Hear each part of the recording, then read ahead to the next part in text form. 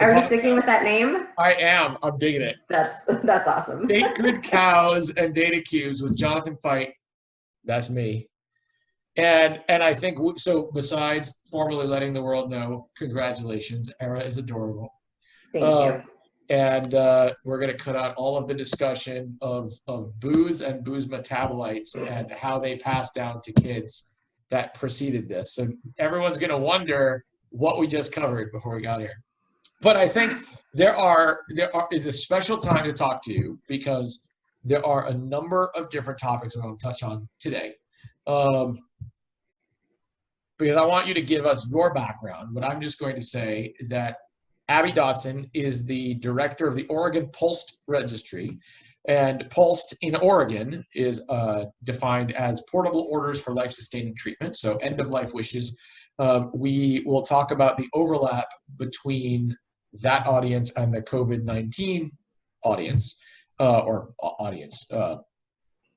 population, patient population, thank you, demographic. But you're also an immunologist. And so we are in the midst of all kinds of fun. This is like immunology Disneyland. Bingo / what can the president say today that will make immunologists go?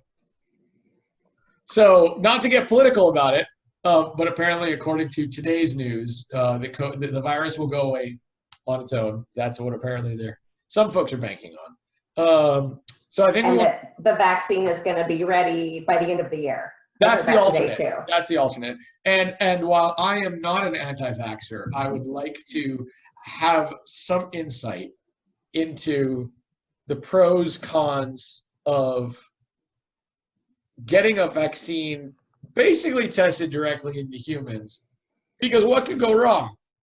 We've never seen a horror movie, whether it's Contagion or I Am Legend, or basically any other one that says, yep, just go right to people. Oh, Venom, right? So, there's that. I think anytime we try injecting things into people and just seeing what happens, nothing ever goes wrong. So I think I kind of want to let you go, tell the world who you are, and then we'll start with a non-controversial topic before we lead into a mildly depressing one. This will be fabulous. No pressure at all. Love it. Tell us all about your background, where you are, how you got into POLST, and where you came from before, what your work specialized in before that. Sure. Well, hi, I'm Abby Dotson. Like you said, I got my PhD in immunology. My former life, I was a basic scientist, and I started off by developing therapies for autoimmune diseases, and consequently at the same time, I was an adjunct lecturer for the advanced virology course at the University of Kansas. So I did teach virology for 2 semesters, which is a little more boring than you would think because it's mostly about like virus life cycle. I think what's really key right now is epidemiology. That's kind of like the more cool thing when we're talking about COVID. But I have a bit of background in virology too. But I came to Portland to continue working on science. And again, I was working on developing these therapies. My boss had a startup company that I was really excited to work for, or to work on that therapy. And it kind of occurred to me, partway through my postdoc that I could spend my life working on one therapy and never see it go into humans, or I could, try and help other people develop their medical innovations and make that my profession. And I'm sorry, I don't mean to laugh, but just like in light of what we were just saying, or if what you were talking about before happened now, you could work on one therapy and have it go directly into humans without any stop.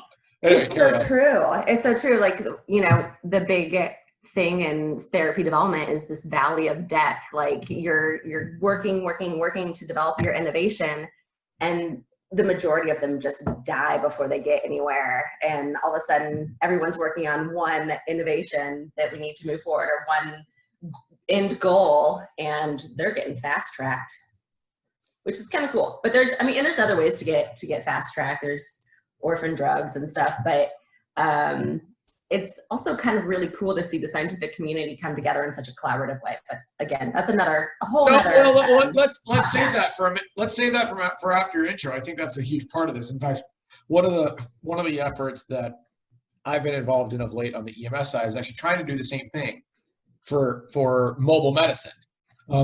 Is this idea of what I was at a federal government conference in January, the Office of National Coordinator conference, and someone used the phrase "islands of success," right? And I think it's come up a lot lately in this idea that there are a lot of really interesting initiatives taking place out there that people don't hear about because they talk to their local community or they submit to a journal that 9 people read, or whatever it is. So I think that is pretty relevant in terms of how that's being done now. I think we should come back to that, sort of what you're seeing scientists do, we could also take to clinicians and have them do best practices.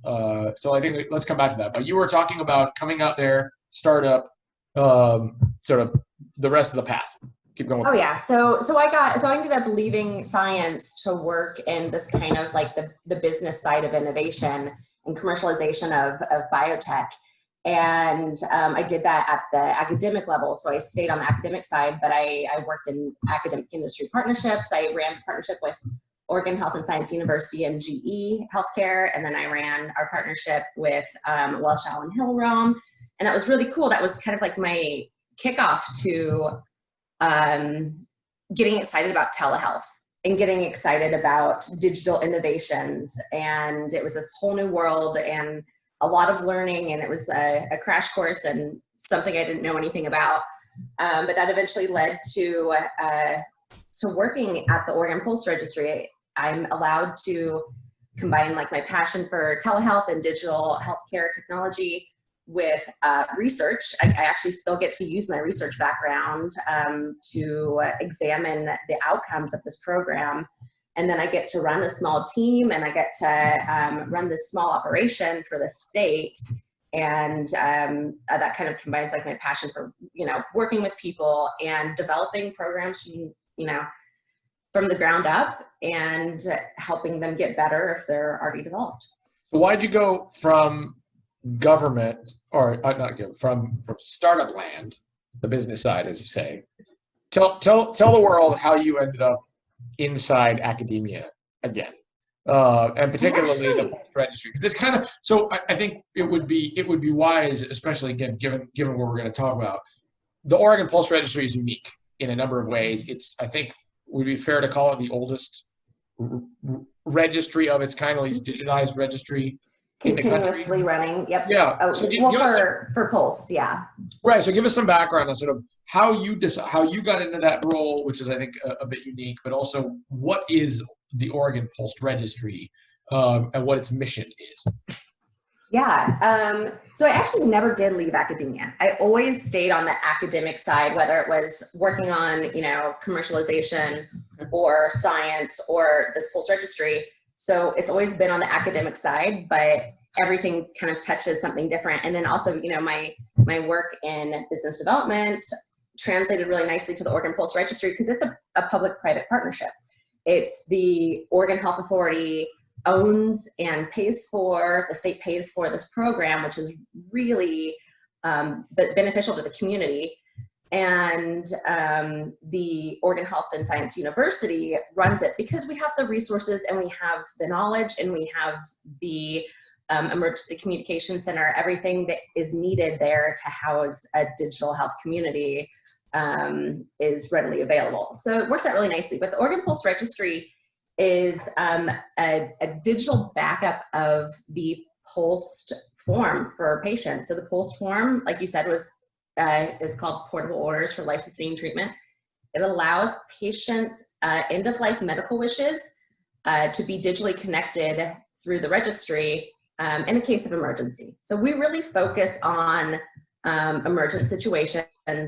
Our target audience, as you have kind of mentioned, end user would be EMS, paramedics, and then emergency physicians and care givers, and then also some ICU, some intensive therapy or intensive care unit situations do need to use pulse forms.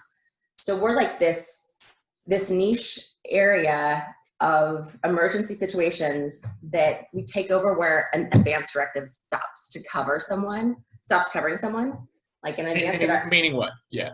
Like An advance directive. What's the boundary there, so to speak? Yeah, an advance directive is really, the goal of that is to assign a medical power of attorney. And it's really to say, you know, what your long-term treatment, which is I have an advance directive. I am, you know, in my 30s and I have an advance directive because you should really have one as soon as you hit 18. It just says in general what your health preferences are.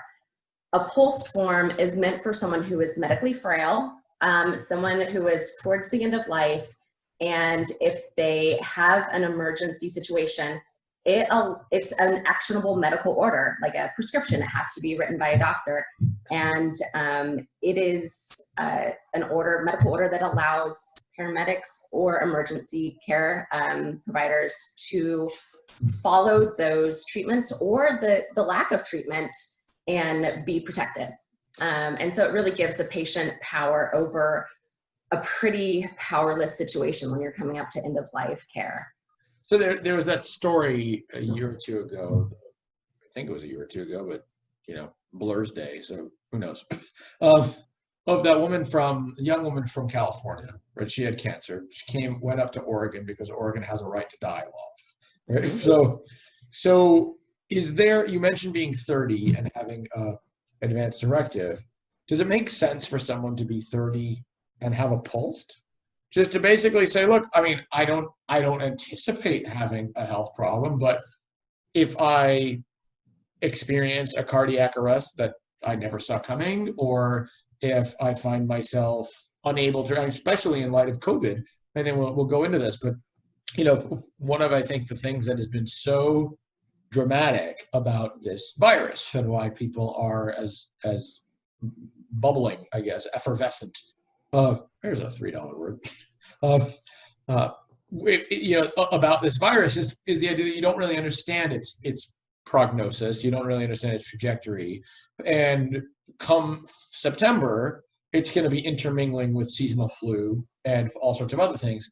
So if somebody finds himself unable to breathe, for example, suddenly, or for, you know, any other things that they're doing that maybe they shouldn't be doing, does it make sense to have a medical order that you can that someone can present? I mean, is that, in other words, you talk about medically frail and end of life, but if you have a DNR, should you also have a POLST? Do they conflict with one another? Is there a reason why you'd prefer one or the other, or just do one and then do the second? Yeah, that's a good question. And, you know, this current pandemic is totally unique in that we are in new territory. This is something that's very new that, you know, we are starting to consider with POLST now, like, oh, you know, how are other ways it can be used? You know, the original intention was that POLST was only to be used for, you know, the medically frail and end of life population. And the reason for that is that, you know, someone can have a DNR POLST or a comfort measures only POLST, and they intend for it to be, you know, if they catch, you know, the COVID virus or, you know, something similar, but a different medical emergency happens, well, that, you know, that POLST order still applies. And so it's not kind of it shouldn't be used as a situation specific medical order, I would say. And also, you know, these POLST forms live on for 10 years in the registry. We recommend that people update them when their medical condition changes. But there's a lot of times people fill out a POLST form with the doctor and they forget that they did it because they did it while they were healthy and it wasn't supposed to be, you know, something that lived on forever. And then they, you know, over the next 10 years develop you know, a fatal, some sort of illness. Yeah.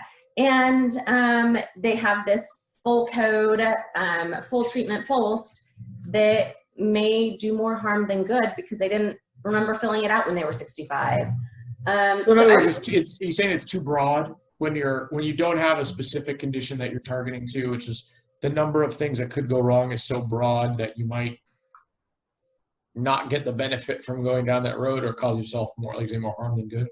I would say that's one of the things to be careful of, and that's why it's recommended for, you know, medically frail end of life, particularly, and not specifically for healthy individuals.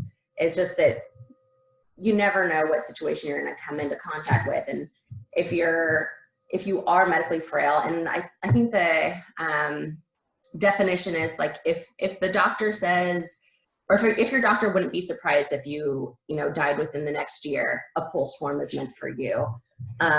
You know that a situation you come up against is likely going to be due to whatever critical illness you have or situation you're dealing with. Okay, so the context of this podcast is the Journal of EMS. You mentioned EMS. I found it fascinating. I still find it fascinating. I want us to talk a little bit about the national pulse, the pulse paradigm, how that differentiates from Oregon Pulse, and sort of how Oregon Pulse came about. But before we dig into that, what I found so intriguing when I started looking into this is the idea that EMS and fire, mobile medicine, as we're starting to call it, embracing the idea that there's some emergent, there's some non-emergent, there's some paratransit, interfacilities, all kinds of pieces of this ecosystem. But they are truly 50% of your world, right? And so your colleague, Susan Toll, emphasized this to me in the sweetest possible way. I'm pretty sure she put a finger in my chest the first time we talked about this. And she emphasized to me that one should not forget that the clinicians creating the form are where it starts, right? And in many cases, clinicians will be the ones receiving the form, especially if it ends up at a hospital. But so maybe start at a clinic, start at a doctor's office, end up at a hospital. But as people live longer, as medicine gets better, you could have a terminal cancer with a 1-year prognosis and live 10 years, right? And so the very real possibility that somebody engaged in mobile medicine will find you at a supermarket having a problem. And so I think it's so interesting, as you point out, that mobile medicine is really fundamental to this ecosystem, and yet pulse is still a very, very new concept. So again, before we sort of look at what's happening on a national level, talk to me about what your experience has been locally with the embrace or lack thereof of this concept of pulse. What have been the challenges associated? Why would there ever be a context in which a fire or EMS professional might not want to use or have access to a pulse? Because to me, it seems like a no-brainer. But at the same time, it's taken its time to grow. So help me understand the dichotomy. I think so. Oregon was definitely ahead of the curve on all of that. Pulse was started in Oregon by Susan Toll and colleagues. Why? What was the context for it? The context was more so that that people should have the right to state their limitations on treatment if they wanted to, and that doctors or paramedics, EMS personnel should have the ability to follow those orders and, not worry about, their personal, liability. Personal liability, anything coming back to them, knowing that is what the patient wants. Like you had mentioned death with dignity, which isn't immediately connected to pulse, but I think kind of also goes in the same mindset of Oregonians of, we want the ability to have autonomy over, these end of life situations where I'm sure it can feel very powerless. I'm sure you can feel very helpless. And this gives you the say, gives you control over, a situation that is not always easy to cope with. So that was, I mean, that is, I think, the initial idea of why Pulsed came about. And it was around for, 20 years, or I think somewhere around there before the registry started. Did something bring it up? So one of the things I just wrote down, I'll make sure we talk about this. When people think of Oregon, I think they think of liberalism. They think of riding bikes through Portland. They think of kombucha. They think of weed. Craft beer. Craft beer, right. Well, and of course, a huge part of Oregon is rural, especially the eastern part, right? And so significantly more conservative in a number of ways. But I think it's very interesting, politically speaking, what you're describing, this idea of autonomy over my own life, is not what one would generally associate with a liberal worldview, right? I want to be able to, get the concept. Oregon has an interesting experience with the Affordable Care Act. The portal to access the ACA didn't last, I think, but 72 hours in Oregon. It was my former boss. High hopes for that one. What? I said there were high hopes for that one. It was my former boss's boss when I worked in the White House. Was actually the one who brought it in. Did I ever tell you that? Jeff Zients was the former. He was the deputy director for management when I worked at the White House. And he was brought in to run the healthcare.gov recovery team. So I thought that was basically Oregon was the canary in the coal mine that said, we might want to get on this because our portal's not working.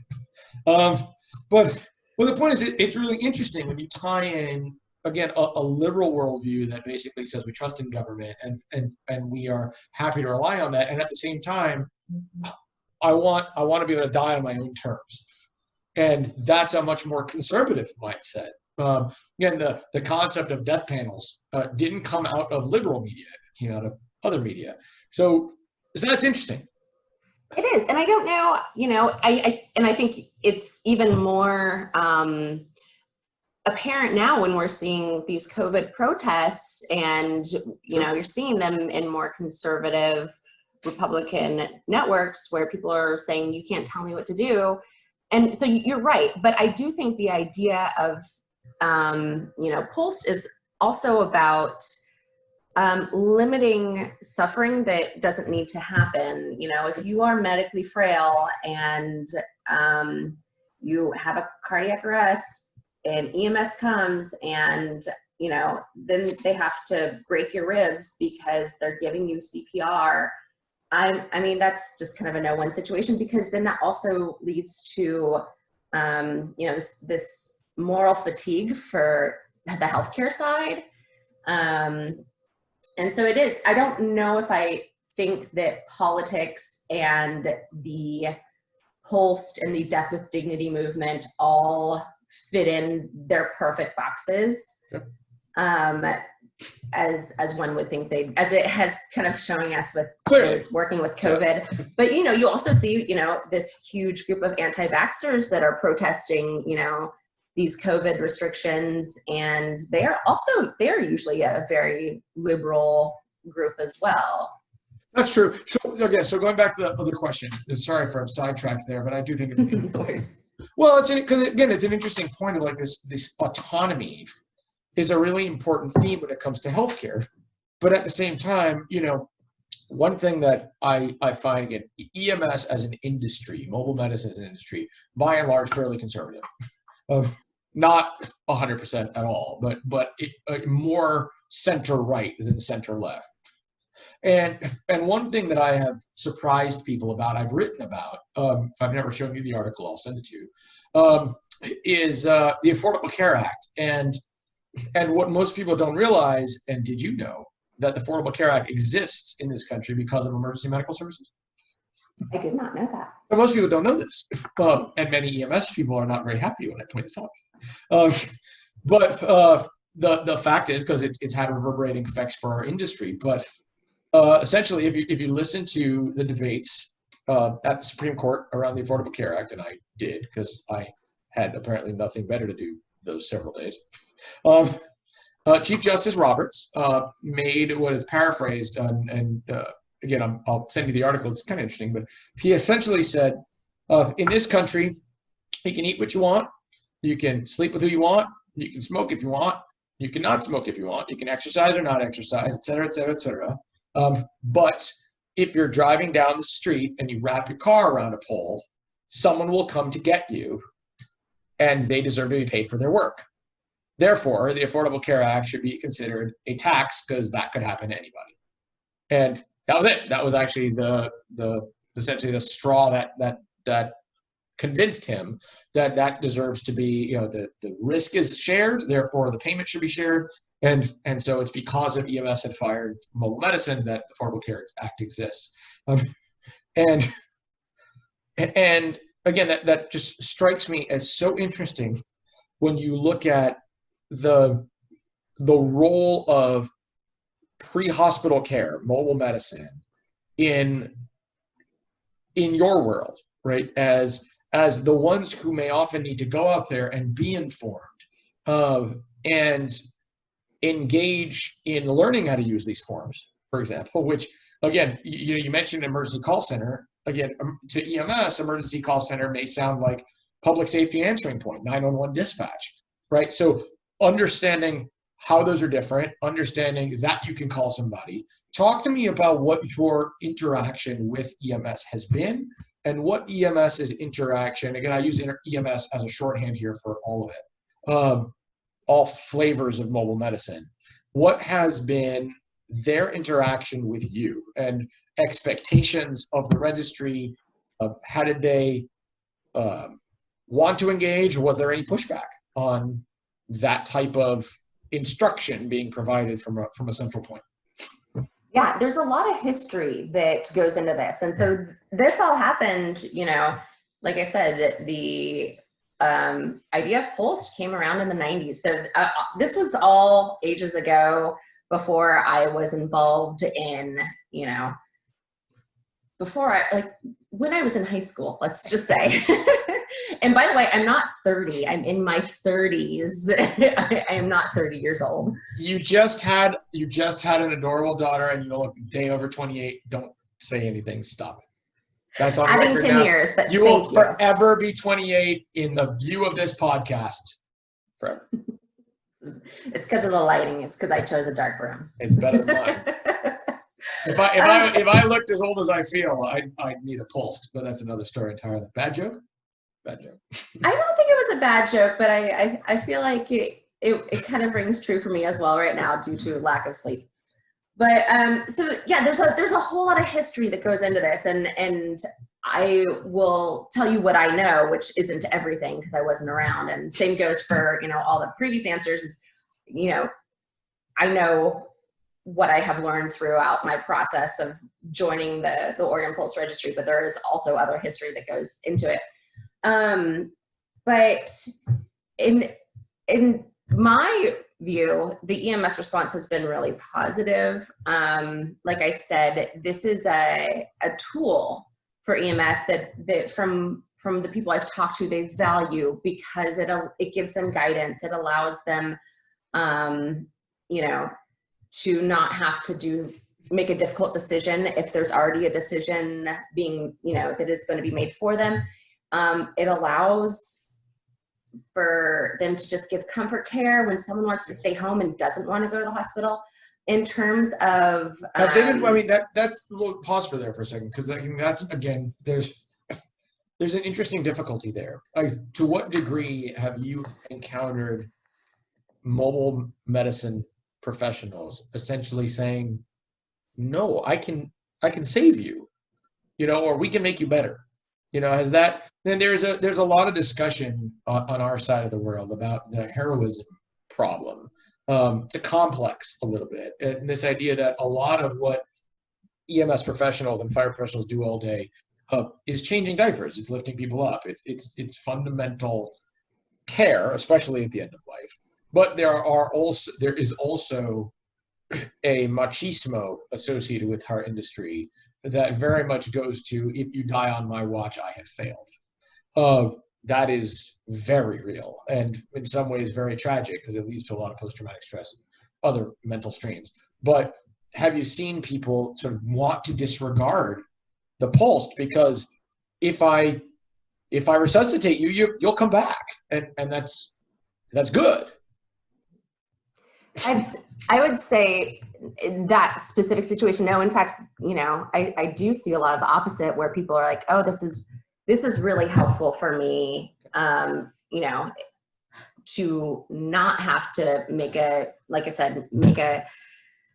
difficult decision. But at the same time, I don't see that aspect. I don't, work in the EMS world every day. So that's really interesting to think about. But in terms of organs, if we move past it, that's a good thing. Like, it's not something that we want to keep around. It's just there are still lingering effects of, medicine, particularly when you talk about fire-based EMS, is where a lot of this comes from. Is this it is a very big open discussion around 85% of fire-based EMS calls, or calls to fire services, are EMS on average. So they're not putting out fires; they're taking care of people, and so you run into some cultural issues there around kind of, what did I sign up for here, and am I prepared for the dynamics of the job, of which, as a first responder, finding a patient coding may very well be a part, and your training says go to work.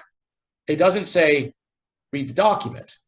So that's why I kind of asked how that's been received. Well, and I think education was a big part of that. I think education was a big part of kind of relieving some of those worries or those stereotypes. And, there always is a little bit of opposition to Pulse, whether it's from the community, religious groups, or people who don't understand what it's for, or people who are wary of the misuse. But, the entire intent of Pulse is not that a person gets to say, I want this or I don't want this. It's the person has a conversation with their doctor. And that's what this is all about. This is all about being better informed about what your healthcare options are. And so that's conveyed on the EMS side, is just that this person has taken the time to have a meaningful conversation with their primary care physician. Over time, these orders are the reflection of those conversations. And I don't know of any specific instance of a Pulse form being ignored for heroism, but there are times, when someone just doesn't know, or is miseducated, or misses the Pulse. And a lot of times those are hard times for the family to be like, well, this isn't what we wanted. What do you do? What happens when that happens? I think that's not my particular area. I just stay on the technology side of it, but we partner with the Pulse program, which is based in the Center for Ethics at OHSU. And like you said, Susan Toll runs that side. And they have this really robust education and quality assurance side to Pulse. And that is, a huge part of success of Pulse is just that ongoing education, ongoing outreach. And misuse usually leads to a conversation, at some sort of a higher up level of, how does this not happen again? Where did it go wrong? And a bit of an investigation too. I had an interesting conversation about a week ago. So this is really an of the moment discussion, not just on COVID, but as we talked about, there is an overlap between the body of patients who are most affected by COVID and the body of patients who are most in need of Pulse. And so this was a friend of mine out of Arizona, which we know is one of the places that is talking about engaging Pulse and really trying to ramp up what it means to them. And I'm still very interested in sort of what that ramp process looks like. So I want you to talk to me a little bit about that and how that fits in with the national view. But he mentioned that this is actually really important to EMS and fire services that he knows, because he hears about instances, like you say, where something was not done as written, and it leads to an enormous amount of not necessarily legal liability, but career liability for the professionals who have to answer for what they've done. And again, I'm very curious as to whether that has made people fearful of a Pulse. In my day job, where I work with electronic patient care records, one of the reasons why EPCRs, like electronic health records at hospitals, are truly despised documents. I mean, I call EPCR as the second most despised piece of health IT after the EHR. but one of the reasons for that is because it has been historically viewed, it's not right, it doesn't deserve the rep that it gets, but they have been historically viewed as something where if you don't do it in the exact right way, you're going to land in court, or you're going to land, you're going to raked over the coals, or someone's going to have a conversation with you about if you didn't write it down, you didn't do it, and therefore you spend hours doing paperwork that might not need to do it as a way of keeping yourself safe, which builds this tense, fearful relationship between the document and the practice. And so when I heard this same story with regards to Pulse, it almost made me think, does that make people afraid of finding out that there was one? Because rather than look at it as a way of saying, I have the permission to bring you comfort and let you go off into the night comfortably. Sleep in your bed, ma'am, and we'll see you on the other side. You know, that kind of thing. And instead, it becomes a question of, oh my God, did I check for it? If not, it's not on the fridge. Where is it? You know, and so it becomes a source, or does it become, I should say, a source of tension, where if you don't find it, you're going to make a mistake. Therefore, an already tense situation becomes worse. Have you encountered that? Have you heard about that in other conversations? And I just want to transition to this broader conversation about what's going on elsewhere, because you and I know that the Pulse discussion in other places is not as advanced in Oregon. In other places, it's a piece of paper. It's a document that you have to keep the original on paper in the State Health and Human Services office. How do you get it? And so this tension exists at touch points, but to me, it seems so obvious that this would be a helpful thing. And then you find out it's really hard for you to get at. So walk me through sort of where we are broadly and sort of what those divergences have caused in the understanding or the relationship between the end user and this document. Yeah, it's hard for me to speak to the EMS experience because I don't work with them on a regular basis. Experience is fine.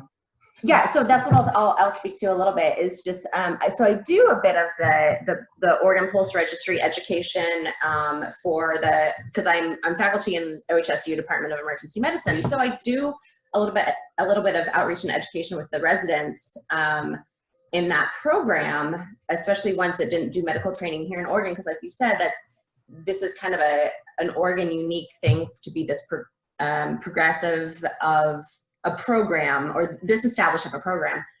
And I did get questions from the residents just like, well, am I protected? If a family member comes in with a Pulse form and the family member says, no, don't do this, I take it back, what do we do?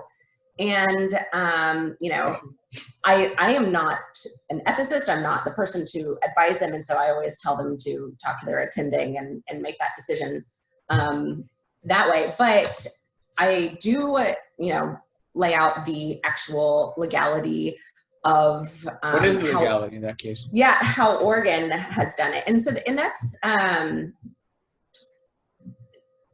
will say that part of the success of this program in Oregon is because it was backed by legislation, and it is backed by the state, and that gives doctors and EMS protection, and it also, you know, allows patients the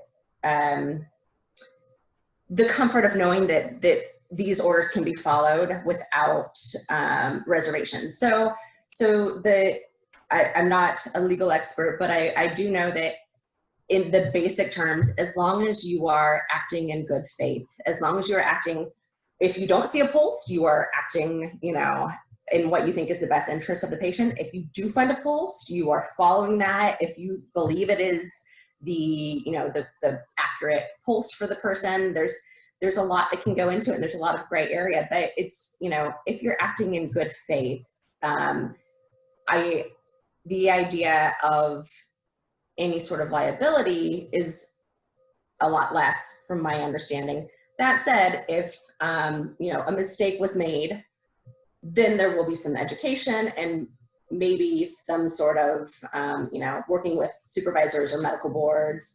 And I don't do that process. That's done by the Center for Ethics. So I don't know the inner workings of it. What do you think of the fact that across the country, and besides the fact that we're talking here about POLST, in other places the same form is called MOLST or MOST, or POLST where it means physician's orders as opposed to portable orders. There is a move toward a national form, but as the conversation has come up among EMS, I've been struck by the sheer difference in the use of the form. So, for example, you talk about good faith, which is an interesting legal construct in and of itself, because it's fuzzy, right? As you say, it has a gray area. So, if you were consciously ignoring it, you'd have to prove to me that I didn't know it wasn't just I didn't know where it was. So, but there are some places where the family can override the POLST if they believe that that's in the best interest of their family member, which of course leads to the question of what if there's a reason they're trying to do that, or vice versa. If can they impose a POLST? If there isn't one, can they say this is my family member would not want to be resuscitated? And that seems to also be divergent across the industry, across the country, where different places are being trained to treat this differently. I can imagine from an educational perspective that's pretty challenging, but even more so when you look at the ethics of POLST, how is it that what you do in one state is ethically different than what you do in another state? And speak to me about how that is affecting the national movement towards POLST, but also what Oregon's future in that looks like. Because again, you have a lot of history on your own, but you in particular have been very vocal about being at the table, right? You were at the National POLST Paradigm meeting. So you're clearly working in an established system while also bringing it into a national one. So talk to me about how those pieces interplay. So this broader picture, but also the fact that the same document doesn't seem to mean the same thing to different places. Yeah, and I'll start in one place, and you might have to remind me of all of the things you just mentioned. I know there's kind of a limited amount of time that we'll have doing this, and I know these questions are even if we don't get to talk about all of them, I hope that people seeing this will think to ask their own coordinators or their own registries in their own state. Say, look, this is a question that came up, and if the most advanced POLST registry in the country is thinking about this, maybe we should too. And that's kind of why I want to at least make sure we're throwing that out. Yeah, I love starting the conversations. So I do. I work closely with National POLST, and I'm a member. I'm one of the leaders in their technology committee. And in my opinion, so Oregon has separated from the National POLST paradigm, the National POLST program, and that was just a difference of how funding was going to be, I guess, received, and it was kind of predates me, but I think that POLST is such a useful tool that the only thing I want to do is promote it when it's necessary and proper and the right use of it, and help people establish programs. I talk to other states just as a consultant, just to help them try to get their programs off the ground. I am happy to do that for anyone and describe what our program is like and how that could be helpful for them, even if their program is totally different. And so that is a big thing. Programs are different all over the place. And why should they be? Or should they be? Well, if we're just talking from a technology perspective, it depends on your demographic. Oregon still has a very manual registry and a very manual POLST-based system. 70% of the forms we get are still paper, like filled out, written down on paper. Whereas, we're talking to other states that may be smaller, more nimble, or also if they don't have the legacy that they have to bring with them. Trying to change something that's established is a lot harder than starting something from brand new. And in states that are starting off a registry right now can start with a completely electronic system, and then everything is already tied up or connected through their EHRs or their HIEs. And so it's just a difference of, you know, timing, Context. size, content, yes, everything. In terms of how the form is received, you know, each state is really developing their own program, and the National Pulse does have, we are putting together a white paper that is laying out a set of best practices and guidelines and recommendations for states that want to start up their own program. And that's for guidance, but each state is so unique, they really need to make this fit what works for their communities. And so I think that's why we see a bit of a difference. I worked on the California pilot ePulse registry, and California is so huge. Just one of the pilot locations was San Diego County. That county alone was the size of Oregon. And so when you're thinking about, you know, building a Pulse program or Pulse registries in the state of California versus the state of Oregon, it's going to look really different. And there may not be one registry in California. There might be regional registries that have to be connected.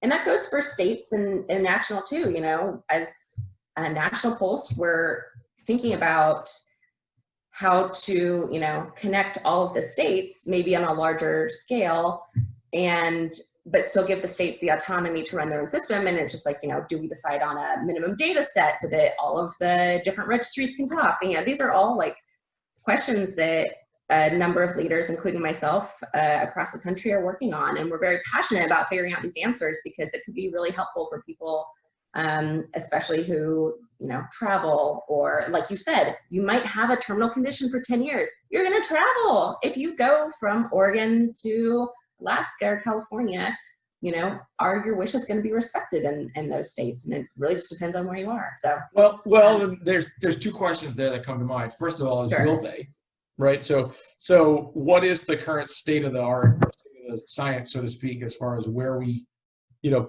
if you travel to a neighboring state, EMS is just engaging in some of this now. There's an initiative called Replica, for example, which allows mostly adjacent states, but some are non-adjacent, to recognize one another's licensures, so that you can, you know, if you needed to cross over, or if you say you live near a border town, that you can work in the other state because there's more population there. That's a pretty recent conversation. Again, I've been surprised myself at the idea that it wasn't undertaken earlier. It seems like a pretty fundamental reality. But they're getting there eventually. So on the one hand, what is the state of the science? On the other hand, we talked about how there's multiple different names, for example, and at the same time, there's a national effort, and there's education and PSAs and whatnot that need to go out to all of these folks. Why do we have different names? I mean, is there a difference, or is it just a matter of, you know, soda versus pop? Right? That you sort of call things. And the reason I ask is because if let's say somebody was presented with a MOST form, is there a difference between that and the Oregon Pulse locally, right? Not so much with the way they're treated, but given that there is this national effort, is one of those criteria going to be, we're going to call them the same thing so we eliminate some confusion? Or is there some reason why these folks are utilizing different names? I mean, it depends on the content of the form. I think my general answer would be like there is not much difference. The intent is the same. There might be some different orders on the form. Like I know the National Pulse form in some of the states have artificial nutrition. Oregon has taken that off. Some even still have IV fluids and antibiotics. Oregon's taken that off. And so the actual name itself, I don't think reflects a whole lot of difference among what the purpose of the form is. And then also in terms of, you know, crossing borders and fluidity of respecting these wishes, it just depends on where you are and education and how much. There's no rule on that. Yeah, exactly. There is no rule and guidance. So, you know, we see in Oregon that someone in Vancouver, Washington, it's right across the river from Portland, if they have an Oregon Pulse, chances are it will be respected in a Vancouver, Washington facility. And we actually get Vancouver EMS and EDs that call our call center if someone has an Oregon Pulse. So there is a bit of, you know, if you're a border and you understand that other states' regulations, there might be some honoring. In general, though, how about the other way around? If there's a Washington Post, do you guys recognize that in Oregon? If the or a Post from Massachusetts or from Colorado?